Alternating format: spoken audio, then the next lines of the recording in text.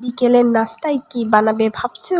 আর চিন্তার কারণ নাই, আমার সঙ্গে বানিয়ে ফেলো নুডলসের পাকোড়া। প্রথমে নুডলসগুলোকে ভালো করে সিদ্ধ করে নেব। এবার সিদ্ধ করা নুডলসের মধ্যে একে একে কেটে রাখা গাজর কুচি, পেঁয়াজ কুচি এবং মরিচ কুচি দিয়ে দিব। তারপর এর মধ্যে একটা আস্ত ডিম ভেঙে দিব।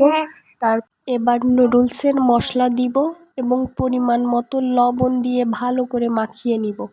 চামচ দিয়ে মাখাতে অসুবিধা হয়, হাত দিয়ে মাখিয়ে নিব।